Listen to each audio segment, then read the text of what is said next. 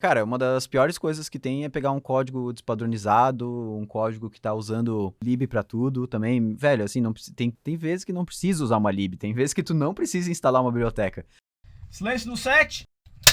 Gravando.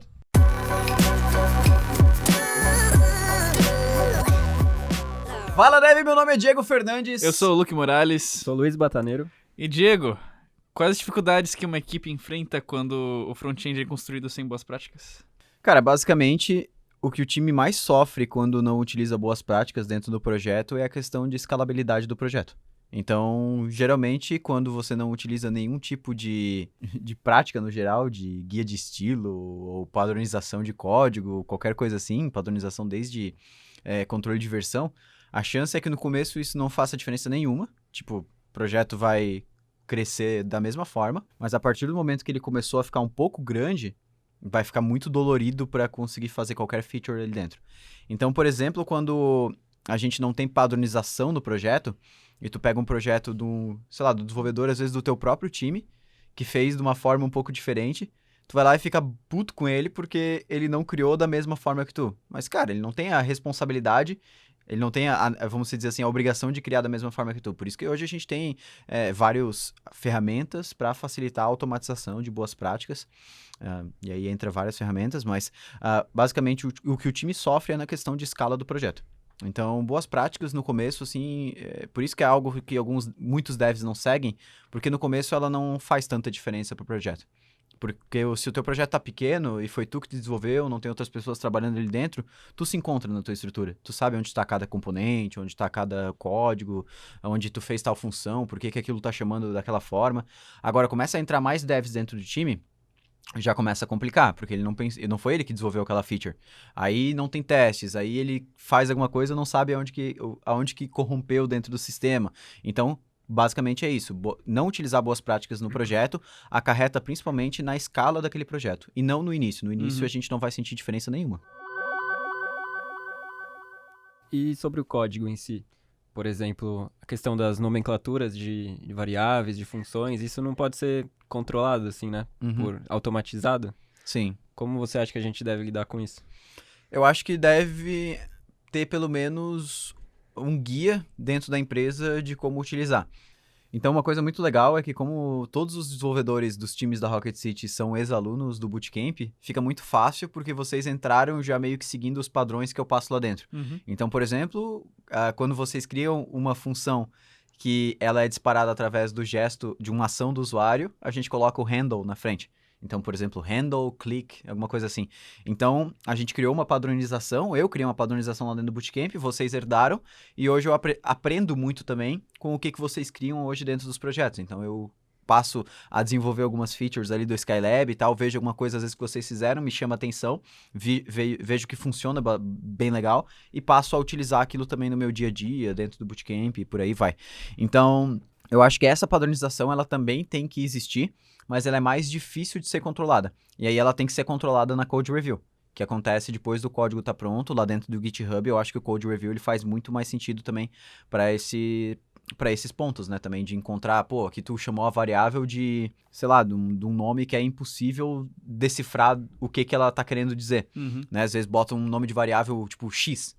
Cara, X é alguma coisa que não tem sentido, né? Sim. Então, assim, isso é uma coisa que a gente tenta evitar aqui bastante. Eu tento também passar muito para os alunos, que nem sempre código menor é o código mais legível, né? Então, a gente tem que cuidar com algumas coisas. Mas eu acho que também tem que existir uma padronização, e a forma mais simples de fazer isso é tentar fazer tipo a gente chama tipo de playbook, assim, uma documentação interna dos desenvolvedores, para que aquilo seja repassado para todo mundo, mesmo a galera que entra no time conseguir se acostumar com aquele formato. Não só jogar ele lá no meio do código e falar, cara, vê como que eu fiz e copia aí. Tipo, fica um pouco difícil lidar dessa forma. É bom que hoje a gente tem muitas ferramentas que auxiliam nisso, né? Tipo, Silint, Prettier, porque nós, desenvolvedores, na pressa, às vezes fazendo assim, alguma feature sem... Sim. Pode passar batido, algum código que fica não, esquecido. se eu não tivesse hoje Lint, Prettier, meu Deus do céu, eu estaria sofrendo, porque eu faço tudo errado, vou lá, dou um monte de Ctrl+S, ele arruma tudo, e é isso aí, cara, porque não tem muito, assim, que, tipo, às vezes tu tá lidando com vários projetos, com guias de estilos diferentes, tu não tem uma ferramenta para automatizar isso, assim, é bem complicado. E também rodar a parte de verificação do linting antes de todo o commit, né? Que nem eu fiz até aquele vídeo no YouTube ensinando a fazer e tal. Mas a gente tem várias ferramentas hoje, tipo, tem um leque de ferramentas que a gente pode utilizar para garantir que o nosso código não saia da style guide, vamos dizer assim. Então, cara, o S-Lint é o mais padrão, assim, né? Mas a gente consegue usar style lint, por exemplo, para fazer a padronização nos estilos. Se a gente quer que o CSS seja ordenado de ordem alfabética ou por agrupamento de funcionalidades similares, né? Tudo que é relacionado a flex fica junto e tal. Então dá para fazer um monte de coisa de configuração a isso. Até a gente tá usando um plugin que eu acho muito massa. Eu acho que foi o João ou o Igor que encontrou isso lá no começo, que é o S-Lint Plugin Import Helpers, que é aquele que organiza a ordem dos imports no início do arquivo. Aquela eu acho muito massa também, porque eu também tentava fazer isso no Bootcamp. Eu sempre falava, cara, eu deixo os imports absolutos no início, então o que é import do React ou React Native antes de tudo. Depois eu deixo tudo que é import relacionado a não visual, vamos dizer assim, tipo services da API, Redux, essas coisas assim, e depois tudo o que é import de componente visual. Então eu criei uma organização, e aí depois a gente conseguiu automatizar isso utilizando o S-Lint Plugin Import Helpers lá. Então tem muita ferramenta massa que se tu der uma procurada na internet, dá pra padronizar muita coisa assim no código pra não sair dos conformes do time. Uma coisa que entra em questão de, acredito que em questão de boas práticas, formatação de código, mas não tem necessariamente a ver com coisa que a gente está falando agora, tipo S-Lint, então você tem a padronização do código, mas principalmente na questão do front-end, a questão de HTML semântico, né, que muita gente ainda vem de uma época que era tipo div toda hora, mas agora a gente tem outras preocupações para levar em conta, né? Como leitores de tela, acessibilidade, essas coisas. Principalmente melhorar a questão do SEO e como que você acha que o HTML semântico afeta tudo isso? Assim, principalmente aqui dentro da Rocket, o desenvolvimento ele é mais software para... né, software interno, vamos dizer assim, ou barra para alunos. Então, SEO é uma coisa que a gente quase não utiliza aqui nos projetos, fora os projetos tipo do site e blog, e aí tem uma pessoa específica trabalhando em cima disso, com Gatsby e tudo mais, mas quanto à parte de acessibilidade, isso eu acho muito interessante. Eu acho que o HTML ele está introduzindo não só a questão das tags no HTML, mas tem muita coisa que acontece por trás, até tem muita, por exemplo, alteração em coisa que a gente nem percebe, mas, por exemplo, o funcionamento do tab index dentro do input e essas coisas assim para melhorar a acessibilidade. Mas, assim, para software e tal, eu acho que geralmente isso fica sempre para depois, assim, né? Só para quando precisar realmente fazer algum ajuste nisso, realmente sair utilizando. Eu acho que aqui na Rocket, na verdade, também não é muito diferente disso. A gente não chega a dar muita atenção para isso até o momento que precisa realmente, que realmente surge a necessidade. Mas eu acho que a maioria das empresas são, assim, em caso de desenvolvimento de software interno, assim, é bem... E quando a gente fala de HTML, a gente está falando muito da estrutura, né? E uma coisa na estrutura que é uma boa prática é transformar as coisas em componentes. Sim. Como você acha que a gente decide o que é um componente, assim? Como quebrar isso quando a gente ainda não tá usando essa prática? Legal. Eu acho que a forma mais fácil de definir o que é um componente é um conjunto de código que consegue funcionar sozinho, sem depender do contexto do elemento pai, vamos dizer assim. Claro, ele pode utilizar algum tipo de estrutura para pegar uma informação isolada, mas a forma mais simples de definir um componente é ou por reaproveitamento, então é uma coisa que consigo repetir em mais de uma tela, ou por isolamento. Então a gente consegue isolar um trecho de código sem interferir no restante daquele código que está ali dentro. Então, por exemplo, eu tenho um componente grande. Aí lá dentro eu tenho uma parte do código que funciona quase que sozinha. Por exemplo, um modal da vida. E a gente percebe que se eu tirar aquele trecho de HTML e tirar uma função que está lá em cima, eu basicamente extraio aquelas funcionalidades dali e nada do restante do código influencia nisso. Então, com certeza, vale a pena mudar isso para um componente. Porque eu estou extraindo uma parte do código que está me interferindo visualmente na leitura, na legibilidade daquele componente, mas não interfere na funcionalidade. Então, assim, para mim, as duas formas mais fáceis são ou reaproveitamento de código, que geralmente a gente faz componentes lá para botão. né? Ou para isolamento de código. Então, que a gente consegue isolar uma funcionalidade sem que ela interfira no restante do contexto daquele componente. Que eu consigo tirar um trecho de HTML daí de dentro, de lógica, de estilização, e o resto continua funcionando. Então, isso vale a pena virar um componente. Eu acho que são as duas formas mais fáceis de enxergar isso. Mas você acha que pode chegar um ponto em que ter muito componente pode ser prejudicial para o time? Eu acho que tem que ter um meio termo, né? Não vale a pena sair criando componente para tudo, né? Acho que tem que... Isso eu acho que só com a maturidade, com o desenvolvimento, que tu vai aprendendo qual que é ali o grau de necessidade que aquele código tem de ser separado, sabe? Eu acho que tudo se deve à questão de legibilidade, principalmente. Né? A performance influencia também, porque às vezes tu tem um componente muito grande, tem coisa ali que está renderizando desnecessariamente, que poderia estar isolado, mas eu acho que o que mais impacta na questão de separar em componentes é a questão da legibilidade. Então, se tu pega um código que tem, às vezes, uma função que renderiza um trecho de HTML, e daí, que não é o return principal do componente, vamos dizer assim. Aí tem uma outra função que renderiza outro trecho. Aí dentro do componente tem um if, se renderiza uma função ou outra função. Será que o código que está dentro da função não poderia ser um componente isolado? Então, tipo assim, tu começa a perceber que teu componente ele tá tomando responsabilidades, às vezes, que não seria muito correto ele tomar. O principal caso é esse. Às vezes o pessoal faz, tipo, um if dentro do componente para renderizar uma ou outra coisa, e às esse uma ou outra coisa fica muito difícil de ler. Né? O if ali dentro no JSX, às vezes fica muito difícil de ler. Mas eu acho que, assim, esse termômetro de saber quando separar ou quando não separar só vem mesmo com o desenvolvimento no dia a dia e tu vai pegando esse feeling, assim, não tem muito regra, né? Não tem regra, tipo, passou de tantas linhas de código, é obrigado a separar o componente. Não, pode ser que o componente tenha 200 linhas e continue extremamente legível. Então, tu tem que ver mais ou menos na base de legibilidade. Cara, se tu pega um componente e tem alguma coisa ali dentro que parece que tá fazendo mágica ou que não tá muito claro, provavelmente ali deveria ter alguma forma de separação para ficar mais simples o entendimento, né? Mas na maioria das vezes esse feeling, assim, ele vem da maturidade que tu tem com a ferramenta de trabalhar ali todo dia. Eu acho que é muito difícil a gente estipular regras em cima disso, de quando, tu é obrigado a separar um componente por causa desses motivos e tal. Acho bem difícil. A gente já falou sobre o HTML, a estrutura, e sobre o CSS. Que dica você daria, assim, para manter o código legível, para o projeto crescer? Cara, primeiramente, usar uma biblioteca... a gente tá falando de front-end, não tem como falar de CSS sem estar ligado a alguma lib como o React, um Vue, o Angular. Então, eu acho que a primeira coisa é utilizar uma boa biblioteca no caso do React, de CSS em JS.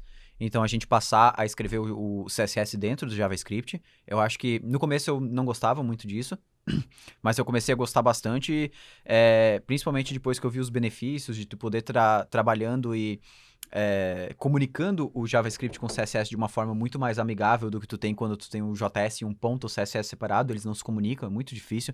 Tu tem que ficar colocando classes e para o CSS entender que o JS fez alguma alteração no HTML. Seria muito melhor se a gente tivesse uma via de comunicação simples entre JS e CSS. Por exemplo, variáveis do JavaScript, que é o que a gente tem na maioria das bibliotecas de CSS in JS, né? E fora isso, manter também uma padronização dentro do CSS. Então, como eu já falei em outros podcasts, por exemplo, para a parte de encadeamento, eu nunca passo mais de 2 níveis de encadeamento. Então, se tem um form com uma label, um input dentro, beleza. Agora, se tem um form, uma div, uma label, um span, sabe? Começa a ficar muito encadeado. Isso acaba prejudicando.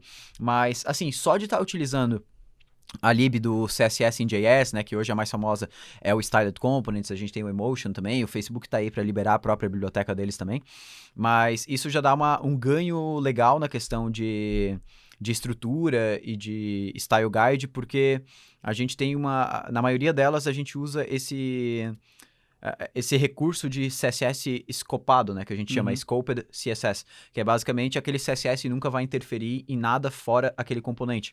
Então, a gente consegue ter, por exemplo, definir muito bem a parte de fonte, de texto e tudo isso, e isso nunca vai atrapalhar qualquer outro componente. Porque, para mim, um dos maiores problemas do CSS, a gente até falou naquele outro podcast, que é o CSS acaba ficando gigante e tem regra sendo aplicada em elemento que tu nem sabe por quê.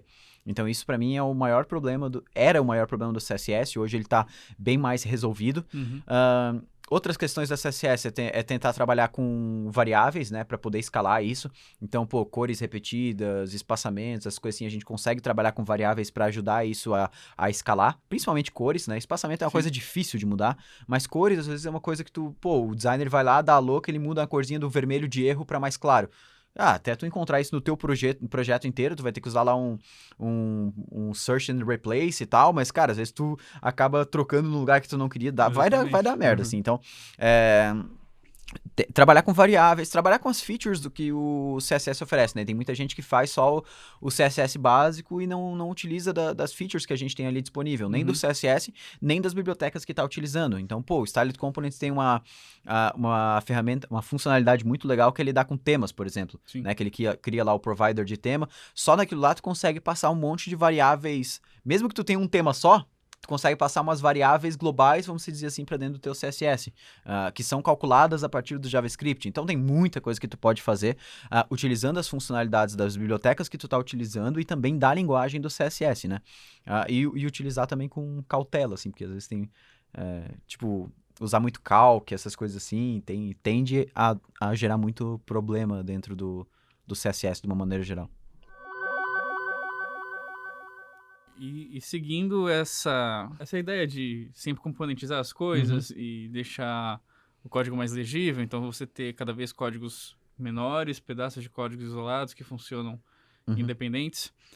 Conforme você vai escalando isso, e eu não digo nem questão necessariamente de você estar numa equipe de desenvolvedor, mas se é um projeto seu que você vai escalando ele vai ficando grande, vai tendo cada vez mais componente, cada componente tem cada vez mais props. E ninguém vai lembrar de tudo isso. Né? E chegamos a um ponto que um assunto que eu quero tratar, justamente algo que a gente estava falando esses dias, lá no Bootcamp também, sobre a documentação de tudo isso. Né? Tem muitas equipes que sequer passa pela mente deles fazerem isso, e daí qual seria a importância da documentação dos componentes do front-end para o uso, né, do desenvolvimento? Tu fez a pergunta e basicamente ela está respondida, mas conforme o projeto escala, ninguém lembra mais para que serve um componente, as propriedades que ele recebe. Acontece muito também do pessoal às vezes fazer, usar o REST operator, e aí pega, todas as props e passa para um componente filho, assim, tu não sabe o que está sendo passado, é muito difícil saber, né? Aí, sei lá, não usa TypeScript, não usa prop types, acabou. Não sabe mais para que serve aquele componente. Então, com certeza, ter uma documentação de componentes é extremamente fundamental para qualquer tamanho de projeto. Assim, eu acho que mesmo projetos pequenos faz sentido ter, porque tu consegue testar aqueles componentes, testar não de teste automatizado, mas testar visualmente aqueles componentes de forma isolada. Porque um componente ele tem vários estados, né? Tem até um vídeo muito bacana no canal do Deschamps, que é aquele vídeo que ele fez com o pessoal da Brex. Eu não sei se vocês chegaram a ver. Que é aquele pessoal que construiu aquela aplicação em cima do React Native, e eles usam o Storybook dentro do React Native, e eles mostraram um dos casos que tem uma documentação de componente é interessante. Por exemplo, no caso deles, eles tinham uma página lá dentro, por exemplo, que era do perfil do usuário, e essa página ela se comportava de formas totalmente diferentes, baseado em várias informações que ela recebia. Então, por exemplo, eles usavam o Storybook, teve um caso que o Storybook ajudou muito, porque eles estavam lá, colocaram uma nova informação dentro da tela, por exemplo, que é o saldo que ele tinha dentro do cartão. E aí, beleza, a informação que eles botam de teste para ver se a página fica legal é um saldo plausível, vamos dizer assim. Botam lá, sei lá, 20 mil reais. Agora, eles, daí com o Storybook e tal, eles faziam meio que alguns testes de interface e eles preveniram que quando o saldo fosse maior do que R$1 milhão, ele quebrasse o saldo no meio, assim, o texto, né?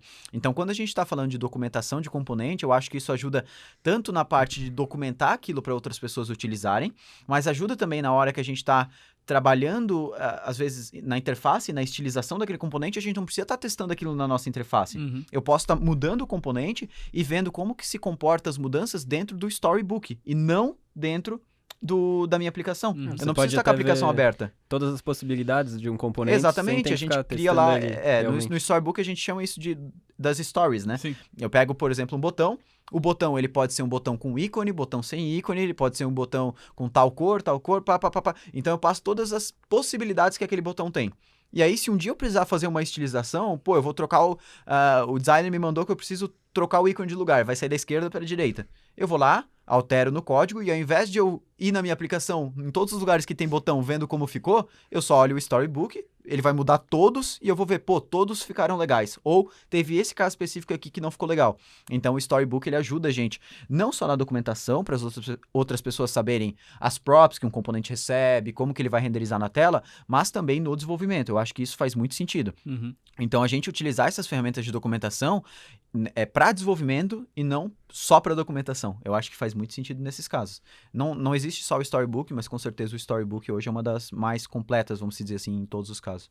E que outro tipo de documentação você acha válido em um projeto que está crescendo, assim? Front-end? Sim. Cara, eu acho que com certeza documentação de processo, assim. Por mais que o front-end ele não deva ter tanta responsabilidade em cima das regras de negócio da aplicação, sempre tem algum tipo de fluxo dentro do front-end que faz sentido ser documentado. Por exemplo, no Skylab, quando o usuário chega a 85% do vídeo assistido, ele envia uma chamada para a API. Quando ele chega no final do vídeo, depois de 3 segundos, passa automaticamente para o próximo vídeo, e esse código está dividido em vários lugares da aplicação. Eu acho que vale a pena para os novos desenvolvedores entenderem isso. Né? Como que acontece, por exemplo, o monitoramento de progresso do vídeo, sabe? Que acontece a cada 5 segundos. Cara, eu acho que esse tipo de documentação, e entra naquele outro podcast que a gente conversou sobre testes no front-end, que a gente fala, vale a pena testar o que é o core da aplicação. Então, quando a gente fala de documentação, uma das principais coisas que vale a pena documentar é o core da tua aplicação. Quando entra um desenvolvedor novo aqui dentro, até ele entender, vamos supor, o cara trabalha com e-commerce. Aí ele vem aqui para dentro, ele vai trabalhar com uma plataforma de distribuição de conteúdo digital, de vídeo. A cabeça dele não tá ligada com esse negócio. Até ele entender como funciona, o porquê que a gente anota o progresso, o porquê que tem que ter uma experiência quando ele entra na aula já ir para a última que ele assistiu. Então, o porquê de ter aquele código lá dentro, eu acho legal. Porque quando tu tem um desenvolvedor que está alinhado com a regra de negócio de uma maneira geral do teu software, aquele desenvolvedor ele se torna muito mais valioso para a empresa.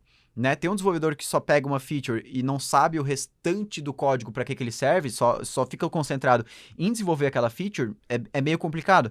Porque, cara, às vezes, eu vou estar desenvolvendo essa feature, mas talvez muda naquela outra que eu li lá que os pessoal fizeram e a documentação, ela pode ser feita de várias formas, né? Eu acho que quando a gente faz, por exemplo, uma reunião do time para explicar as features que foram feitas, escrever as histórias dentro do Scrum, né? Que a gente consegue ter um detalhamento muito bem da motivação de por que aquilo foi criado, as mensagens de commit, né? Que também devem explicar a motivação e qual que foi o resultado final. Tudo isso ajuda muito na parte documental, assim, do projeto, né? Mas com certeza tem uma documentação escrita, né? Por exemplo, acho que uma das ferramentas mais legais para isso seria o Basecamp, mas dá para utilizar qualquer outro tipo de ferramenta para documentação interna, né? Eu já vi gente usando, sei lá, desde MediaWiki, GitHub, né? GitHub é muito legal, cria um repositório privado lá e bota todos os devs lá dentro e separa da maneira que precisar.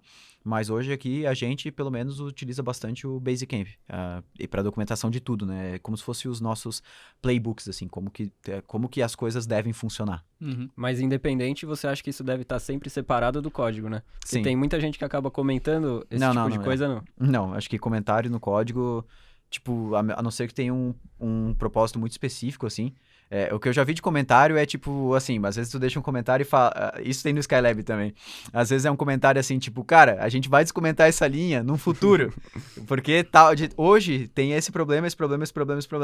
Então tem uma linha ali só esperando para ser descomentada quando a gente resolver um outro problema. Tipo, isso aí é até interessante, por quê? Porque às vezes se um dev tá ali varrendo o código e ele vê às vezes uma linha que ou que não tá ali, ou que tá comentado e não tem nada descrevendo o porquê disso, para ele vai ficar, Por quê? Sabe? Será que é raro? Alguma coisa assim? Então, às vezes é legal, assim, Mas, cara, na maioria das vezes não faz sentido. Então, tipo, documentação pra explicar o código que tu desenvolveu, pô, isso aí é o que menos faz sentido. O teu código, ele tem que ser autoexplicativo, assim, né? Quando essa parte de...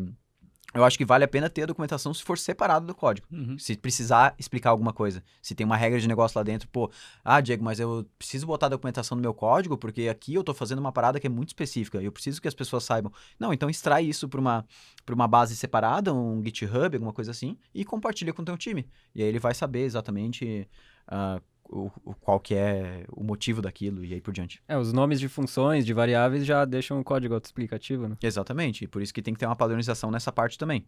Né? O que não dá pra ter, por exemplo, é uma função que recebe um parâmetro chamado O. Tipo, O, o que é O?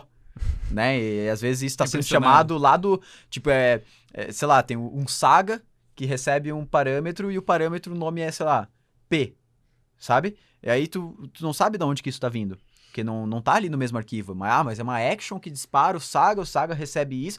Cara, para um desenvolvedor que vai pegar o projeto ali, ele não sabe. Então, se é pessoa, bota pessoa, não bota P. Né? Ou melhor, bota person, não vai botar pessoa. E uma das coisas que eu acredito também pode atrapalhar, e muitas pessoas devem ter dificuldade com isso, é na hora de escolher boas bibliotecas. Uhum. Né? Porque se é uma biblioteca grande, beleza. Sim. É fácil, você tem a confiabilidade se o mercado tá usando, tu vai pelo que várias mercado pessoas tá estão utilizando. Mas às vezes você se depara com uma biblioteca grande que tá quebrada, foi abandonada, alguma coisa assim, e você tem que... As suas alternativas são bibliotecas menores, com, sei lá, 50 likes, 50 estrelas no GitHub, algumas coisas assim. E daí você acaba meio que ficando num terreno meio incerto. Então, como você acha que as pessoas podem se prevenir e conseguir analisar de maneira mais clara, tipo, quais libs, nesses casos, eles podem utilizar? Beleza. No front-end, especificamente, eu acho que tem um problema a mais em cima disso. Porque como o front-end ele é muito visual... Às vezes as pessoas buscam libs pela parte visual ao invés pela parte funcional. Isso eu acho que é um grande problema. Tipo, eu vejo muita gente procurando lib de botão, por exemplo, ou lib para encontrar algo que seja bonito visualmente. Eu acho que na maioria das vezes vale a pena, quando for algo assim, você criar um componente próprio. E aí tu faz da maneira que tu precisar, porque fica muito mais customizável e legível ao mesmo tempo. Então, nesse caso, se tu vai procurar um componente por parte visual, outro exemplo que eu vejo muito é o pessoal procurando, por exemplo, por toast, né? E aí eles não escolhem a lib de toast pelo número de funcionalidades que tem, mas é qual toast é mais bonito, né? Pra quem não sabe o que é toast, é tipo aqueles alertas no celular e aí por diante, por alerta de sucesso, alerta de erro e aí vai. Então, cara, se for por parte visual, então já é um problema. Tenta ver, porque às vezes pode ser que valha mais a pena tu fazer isso dentro do teu projeto. Às vezes tu instala uma lib que traz um monte de coisa e tu não tá utilizando quase nada disso. E aí pesa o projeto e por aí vai. Se houver realmente a necessidade de procurar uma lib para trabalhar com alguma coisa específica, eu acho que aí existem alguns indicadores. Cara, principalmente se já tem uma outra aplicação que está utilizando ela, que cumpre o propósito parecido com o que tu quer, às vezes já vale a pena tu utilizar aquela mesma lib, porque às vezes pegar outra e adaptar ela é meio trabalhoso.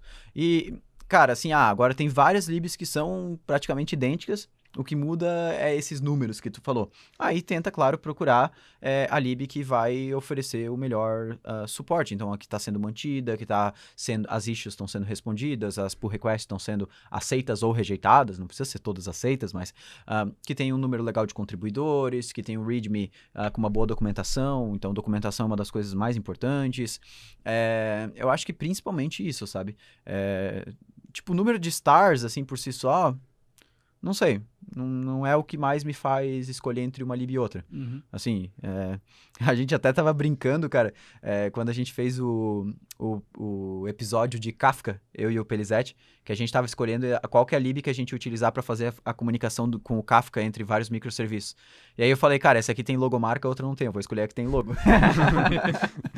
Porque, cara, eu sou muito assim, tipo, eu gosto, tipo, pô, se a lib tem uma documentação visualmente bonita, organizada, tudo isso me faz, assim, ter mais empatia, mais vontade de utilizar aquilo lá, sabe? Porque parece que teve um cuidado a mais com aquele projeto. Exatamente. Então, assim, não tô falando que esse tem que ser o critério para ser utilizado, né? Mas eu acho que se fosse para nomear o primeiro critério, cara, se baseia aonde que tu quer chegar? Beleza, a minha aplicação ela é isso.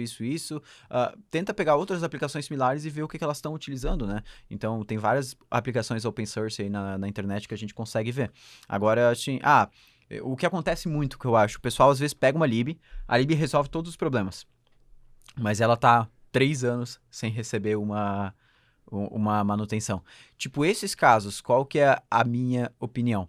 Eu acho que assim, se a lib não está sendo mantida e mesmo assim está recebendo pull request, está recebendo issue e mesmo assim não existe a parte dos contribuidores não está fazendo o seu papel, vamos dizer assim.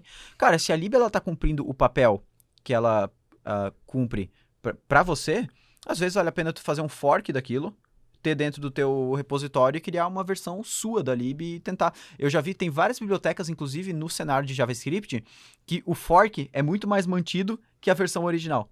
Então, tu meio que, cara, a gente vive num mundo de open source, né? Uhum. Isso não é algo errado a se fazer, porque, cara, se não tá acontecendo com a lib original, alguma coisa tem que acontecer.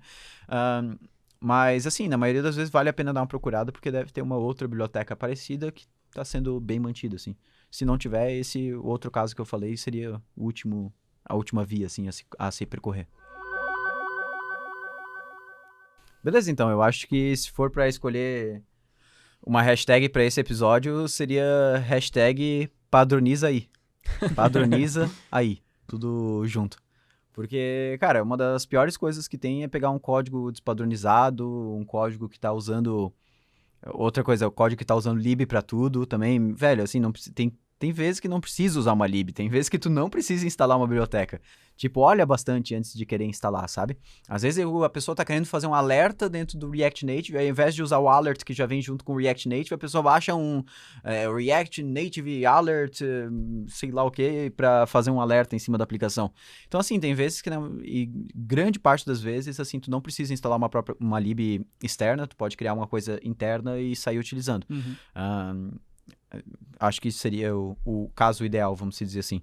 Mas eu acho que uma hashtag padroniza aí para esse episódio fica bem legal. E, cara, utilizem SLint, Prettier, StyleLint, todas aquelas ferramentas que eu mostro nos vídeos do YouTube, o Husky, o LintStaged, para evitar que qualquer código saia despadronizado.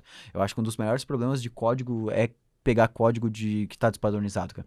Pegar código com uma tecnologia que tu não gosta, ou com uma das ferramentas assim que tu não gosta, até vai. Mas código que não tem padrão, cara, isso é uma coisa que, tipo, é muito ruim mesmo. Você vai assim. mexer em um lugar, tá de um jeito, aí você chega em Nossa, outro, tá completamente diferente. Muito ruim, cara. Então, assim, eu preferia trabalhar com Angular 1 do que trabalhar num projeto React que... Pegou pesado, cara. que tem um componente com hooks, um componente com classe, outro usando high order component, outro usando render props. E, cara, tu não sabe o que é o que, velho. Então, assim, tenta padronizar. Se vai utilizar uma coisa, tenta utilizar aquilo no projeto inteiro e utilize essas ferramentas ao teu favor pra... E o code review também, que é muito importante do time, pra que nada saia... errado. Não, a hashtag podia ser não comita no master também. Não, mas deixa padroniza aí que esse aí vai ter que ser a hashtag de outro episódio sobre controle de versão, cara. Fechou, galera? Fechou. É isso aí. Meu nome é Diego Fernandes. Eu sou o Luque Morales. Luiz Bataneiro. Cara, agora tem que trocar aqueles componentes de classe lá pra tudo pra hook. Dentro do Skylab. Quer usar o Angular, eu acho que eu prefiro a outra, velho. Prefere o outro. Nossa, velho.